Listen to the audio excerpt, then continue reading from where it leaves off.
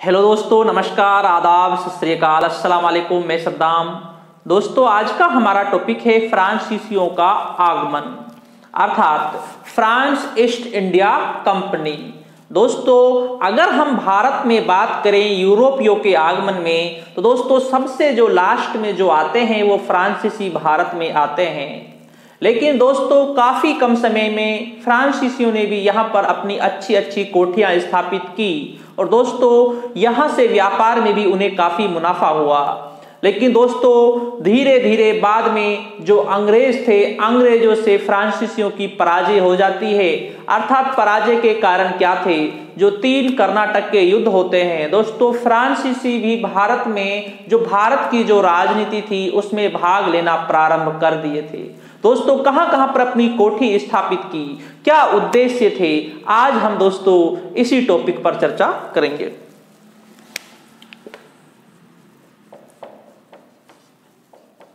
फ्रांसीसियों का आगमन।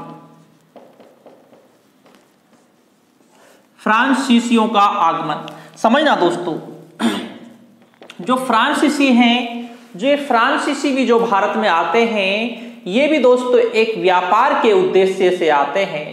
अगर हम यूरोपियों की बात करें तो सबसे पहले जो भारत में आते हैं वो कौन आते हैं, पुर्तगाली आते हैं। कौन आते हैं, पुर्तगाली, ठीक है ना। सबसे पहले भारत में पुर्तगाली आते हैं जो 1498 ईस्वी में आते हैं, ठीक है ना।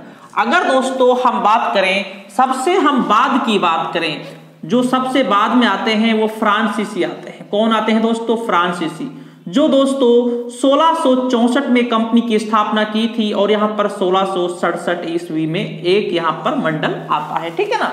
समझना, सबसे पहले की बात की जाए तो सबसे पहले पुर्तगाली भारत में आते हैं और सबसे अंतिम में आते हैं फ्रांसीसी, ठीक है, फ्रांसीसी आते हैं। अब दोस्तों आज हमें जो चर्चा करनी है वो करनी है फ्रांसीसियों के आगमन पर करनी है हमें, ठीक है ना। दोस्तों फ्रांसीसी कंपनी की सबसे पहले स्थापना होती है 1664 ईस्वी में। कंपनी देश इंडीज ओरिएंटल एक कंपनी होती है जो एक कंपनी की स्थापना करते हैं, कंपनी देश इंडी से ओरिएंटल, जिसे दोस्तों फ्रांसीसी ईस्ट इंडिया कंपनी भी कहा जाता है। क्या कहा जाता है, फ्रांसीसी ईस्ट इंडिया कंपनी भी कहा जाता है। कब की दोस्तों स्थापना, 1664 ईस्वी में। अब समझना दोस्तों, जो इस समय जो फ्रांस की स्थिति है, फ्रांस की स्थिति इस समय राजतंत्र है। क्या है दोस्तों, राजतंत्र है। इस समय जो फ्रांस की स्थिति है वो राजतंत्र है, ठीक है ना, राजतंत्र है। और दोस्तों राजतंत्र में हम यहाँ के शासक की बात करेंगे तो यहाँ के जो शासक थे वो थे लुई 14वें। कौन थे, लुई 14वें थे शासक, ठीक है ना। जो ये लुई 14वें हैं, इसका जो शासन काल होता है वे दोस्तों 1643 ईस्वी से 1715 ईस्वी होता है, ठीक है ना, लुई 14वें का।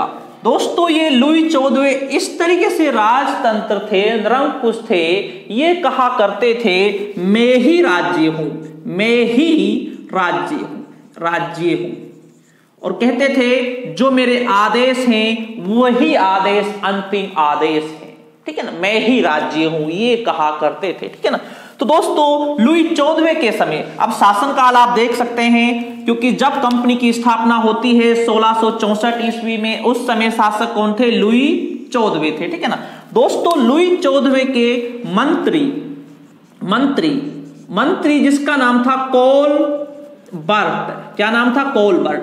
दोस्तों इस कंपनी की स्थापना में जो ये कोलबर्ट है, इसका भी महत्वपूर्ण योगदान है। किसका, कोलबर्ट का भी, मंत्री कोलबर्ट का भी महत्वपूर्ण योगदान है।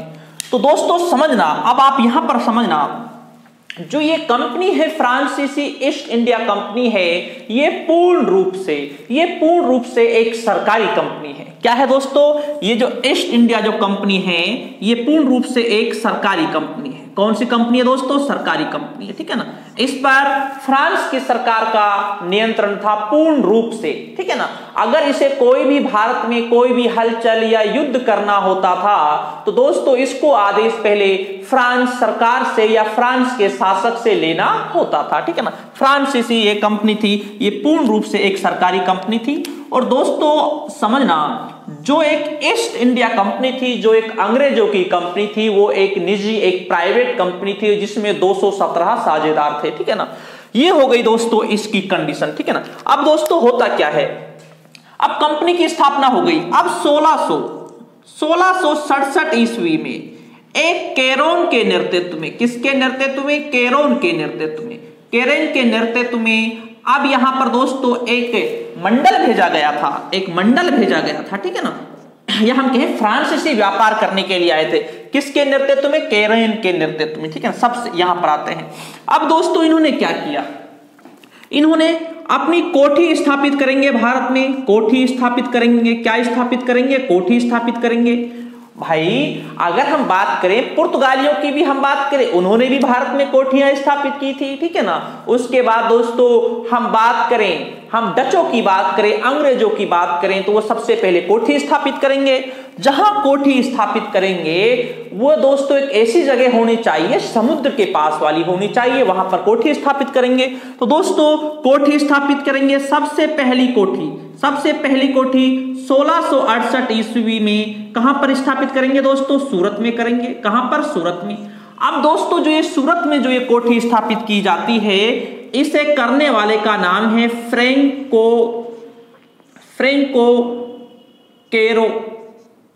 क्या नाम है? फ्रेंको केरो, ठीक है ना, जिसने यहां पर एक कोठी स्थापित की थी। इसकी इसमें महत्वपूर्ण भूमिका थी दोस्तों। पहली कोठी हो गई, ठीक है ना। इसके बाद दोस्तों अब एक कोठी के बाद ये दूसरी कोठी भी स्थापित करेंगे, एक दूसरी कोठी हो गई दोस्तों। दूसरी कोठी 1659 ईस्वी में कहां पर करेंगे? ये कहां पर करेंगे? मसूलीपट्टनम में करेंगे। कहां पर करेंगे? मसूलीपट्टनम में करेंगे। कहां पर करेंगे? मसूलीपट्टनम में दूसरी कोठी हो गई, ठीक है ना।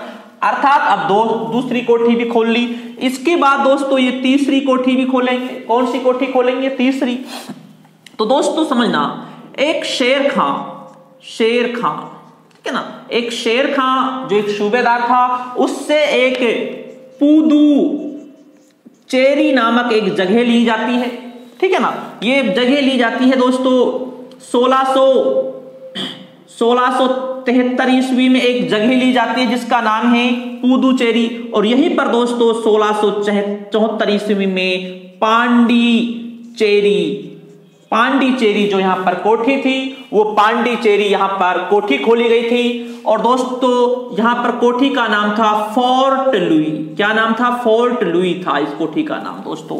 ये जो पांडुचेरी है, ये पांडुचेरी बहुत ही महत्वपूर्ण है दोस्तों। पांडिचेरी, ठीक है ना, ये पांडिचेरी बहुत ही महत्वपूर्ण है। ये जो पांडिचेरी है ये बहुत महत्वपूर्ण है, ठीक है ना, जहां पर एक फोर्ट लुई किले का निर्माण भी कराया गया था, ठीक है। इसके बाद दोस्तों अब इसके बाद यहां पर हो गई। तो दोस्तों इसमें जो बताते हैं मार्टिन की भूमिका सबसे ज्यादा थी। किसकी? मार्टिन की भूमिका, फ्रांसिस मार्टिन की भूमिका यहां पर सबसे ज्यादा थी, जिसने इसे कोठी खुलवाई थी यहां पर, ठीक है ना। अब दोस्तों ये इनकी कोठियां हो गई, ठीक है। अब कोठियां होने के बाद अब ये व्यापार करेंगे यहां पर भारत में, अपना व्यापार को बढ़ाएंगे, ठीक है ना। दोस्तों जब ये फ्रांसीसी अभी आए हैं, इस समय डचों से भी कमजोर स्थिति है फ्रांसीसियों की। अंग्रेजी जो नौसेना है वो बहुत ताकतवर है, लेकिन फ्रांसीसी इतनी नौसेना इतनी ताकतवर नहीं है। डचों से भी ये पराजित हो जाते हैं। अब समझना, अब इस पांडुचेरी की ही हम बात करें दोस्तों 1693 ईस्वी में। कब दोस्तों? 1693 ईस्वी में, ठीक है ना। डचों ने, किसने दोस्तों? डचों ने पांडुचेरी पर अधिकार कर लिया। डचों ने अधिकार कर लिया। किस पर कर लिया दोस्तों? पांडुचेरी पर डचों ने अधिकार कर लिया। कहने का मतलब यह है कि डचों से भी ज्यादा ताकतवर नहीं है अभी भी ये, ठीक है ना। लेकिन दोस्तों होता क्या है, 1697 ईस्वी में एक रिचविक समझौता होता है। कौन सा होता है? रिजविक भी बोलते हैं जिसे, एक रिजविक समझौता होता है। इसके तहत डचों ने पांडिचेरी को पुनः किसको सौंप दिया? फ्रांसीसियोयों को सौंप दिया। ये दोस्तों जो रिजविक समझौता है या संधि है, ये बहुत ही मोस्ट इंपॉर्टेंट है। दोस्तों डचों ने 1693 ईस्वी में पांडिचेरी पर अधिकार कर लिया। बाद में 1697 ईस्वी को पांडिचेरी को पुनः रिजविक संधि के तहत लौटा दिया था। ठीक है ना। अब दोस्तों आगे समझना, आगे क्या होता है दोस्तों। 1690 ईस्वी में दोस्तों चंद्रनगर बस्ती बसाई दोस्तों। ठीक है ना, बंगाल में। यहां का शाइस्ता खां से ये जगह ली थी दोस्तों। किससे? शाइस्ता खां से जगह ली थी। अब बात की जाती है, क्योंकि कभी कभी क्या किया जाता है, जो ये कोठियां हैं कहां पर कौन सी कोठी बसाई थी, और दोस्तों कभी कभी क्रम अनुसार भी पूछ लिया जाता है। कभी कभी ये भी पूछ लिया जाता है चंद्रनगर बस्ती किसकी थी? अंग्रेजों की थी, फ्रांसीसियों की थी, डचों की थी या पुर्तगालियों की थी? ऐसे प्रश्न भी पूछ लिए जाते हैं। ठीक है ना। तो दोस्तों ये चंद्रनगर जो बसाई थी, ये दोस्तों किससे ली थी? ये शाइस्ता खां से जगह लगी दी थी। ठीक है ना। 1690 में चंद्रनगर बसा दिया दोस्तों। इसके बाद क्या होता है, जो फ्रांसीसी हैं, फ्रांसीसियों की जो स्थिति है वो थोड़ी कमजोर हो जाती है। बाद में ये 1720 ईस्वी में दोस्तों पुनः दोस्तों इनकी कंपनी एक उठती है दोस्तों। फिर उसमें रुपए लगाने वाले रुपए आ जाते हैं। तो दोस्तों क्या होता है, 1721 ईस्वी में दोस्तों मॉरिशस में कोठी स्थापित की। कहां पर? मॉरिशस में कोठी स्थापित की। 1725 ईस्वी में दोस्तों मालाबार में कोठी स्थापित की। कहां पर की? मालाबार में कोठी स्थापित की। 1739 ईस्वी में दोस्तों कारीकल में कोठी स्थापित की। यह भी दोस्तों मोस्ट इंपोर्टेंट है, यहां से प्रश्न काफी बार आता है इन कोठियों से। ठीक है ना। मॉरिशस और कारीकल में भी कोठी स्थापित कर दी। किसने? फ्रांसीसियों ने।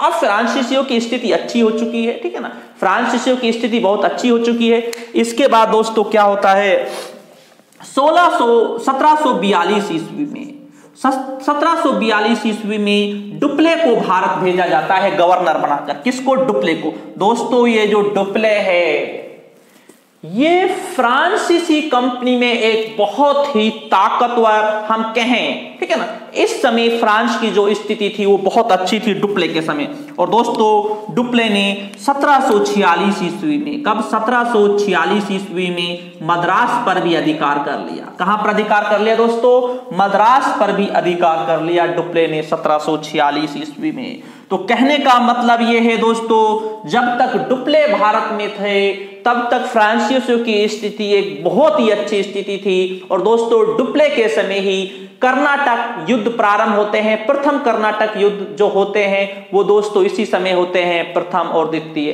डुप्ले के समय फ्रांसीसी बहुत अच्छी स्थिति में थे, लेकिन दोस्तों बाद में डुप्ले को फ्रांस बुला लिया जाता है और फ्रांसीसियों की स्थिति भारत में कमजोर हो जाती है। और बाद में दोस्तों तृतीय कर्नाटक युद्ध में दोस्तों पूर्ण रूप से फ्रांसीसी अंग्रेजों से पराजय हो जाते हैं। और दोस्तों उसके बाद केवल फ्रांसीसियों का भारत में जो उद्देश्य होता है वो व्यापार करने का हो जाता है, राजनीतिक विस्तार बिल्कुल छोड़ देते हैं। हम यहां पर एक बात आप समझना, इनका साम्राज्य विस्तार करने का जो उद्देश्य चलता है दोस्तों, वे 1742 से चलता है कि हम साम्राज्य का विस्तार भी कर सकते हैं, और वो चलता है डुप्ले के समय से चलता है, ठीक है ना। लेकिन दोस्तों जब डुप्ले को बुला लिया जाता है और जब तीसरे कर्नाटक युद्ध में दोस्तों हार जाते हैं फ्रांसीसी, तो उसके बाद तो दोस्तों केवल व्यापार करने का उद्देश्य रह जाता है। तो दोस्तों आज का जो हमारा टॉपिक रहेगा, एक बार आप पुनः समझ लें, आज का जो हमारा टॉपिक रहेगा वो यहीं तक रहेगा। इसके बाद दोस्तों कर्नाटक के जो 3 युद्ध हैं, कौन कौन से कब लड़े गए, और दोस्तों किस तरीके से फ्रांसीसियों की पराजय हुई अंग्रेजों से, वो मैं विस्तार से समझाऊंगा। कर्नाटक के युद्धों के साथ साथ जो हैदराबाद भी उसमें जुड़ा हुआ है उससे भी मैं विस्तार से समझाऊंगा। लेकिन आप एक बार फिर समझ लें थोड़ा सा, 1664 ईस्वी में कंपनी देश इंडी से ओरिएंटल की स्थापना की गई थी, जिसे फ्रांसीसी ईस्ट इंडिया कंपनी भी कहा जाता था। यह सरकारी कंपनी थी दोस्तों। क्या थी दोस्तों? ये सरकारी कंपनी थी, ठीक है ना। और दोस्तों इस समय जो शासक था लुई 14वें थे, जो एक पूर्ण रूप से एक राजतंत्र थे। और दोस्तों मंत्री मंत्री कोलबर्ट और लुई 14वें के समय इस फ्रांसीसी ईस्ट इंडिया कंपनी की स्थापना हुई थी। अगर आपसे पूछ भी लिया जाए कि शासक कौन था उस समय, तो दोस्तों लुई 14वें थे। सबसे पहले भारत में पुर्तगाली आते हैं और सबसे अंत में यूरोपियों में भारत में फ्रांसीसी आते हैं, ठीक है ना। लुई 14वां शासनकाल 1643 से 1715 ईस्वी। इसने ही कहा था कि मैं ही राज्य हूं, मेरे कानून ही, मेरे जो बोले हुए जो शब्द हैं वो ही कानून है दोस्तों, इसी में चलता है, ठीक है ना।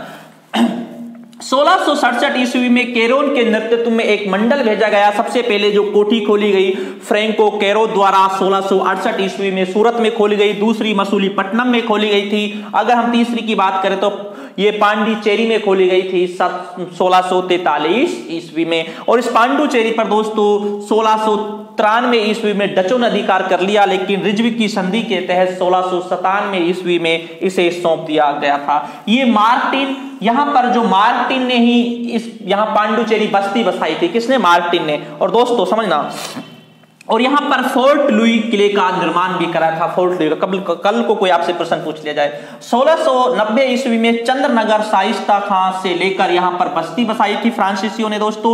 ये चंद्रनगर बहुत महत्वपूर्ण है दोस्तों। अगर जब हम बंगाल पढ़ेंगे, बंगाल में अगर हम प्लासी का युद्ध भी पढ़ेंगे तो दोस्तों उसमें भी हम चंद्रनगर पढ़ेंगे, क्योंकि इस चंद्रनगर बस्ती को रॉबर्ट क्लाइव ने भी नष्ट किया था, ठीक है दोस्तों। 1721 ईस्वी में मॉरिशस में कोठी खोली दोस्तों। 1725 ईस्वी में मालाबार में और 1739 ईस्वी में कारिकल पर भी अधिकार कर लिया था। और 1742 ईस्वी में दोस्तों जो एक फ्रांसीसी ईस्ट इंडिया कंपनी थी जो केवल व्यापार करने के लिए भारत में आई थी, लेकिन 1742 में जब डुप्ले भारत में आते हैं तो डुप्ले के बाद दोस्तों ये अपना साम्राज्य का विस्तार करना प्रारंभ कर देते हैं। लेकिन दोस्तों और 1746 ईस्वी में मद्रास पर भी अधिकार स्थापित कर लेते हैं। और दोस्तों इसके बाद कर्नाटक के तीसरा युद्ध होते हैं, उसमें अंग्रेजों से पराजय हो जाती है। अगला हमारा जो टॉपिक रहेगा 3 कर्नाटक के युद्ध रहेगा। तो ठीक है दोस्तों, शुक्रिया दोस्तों, धन्यवाद, जुड़े रहें।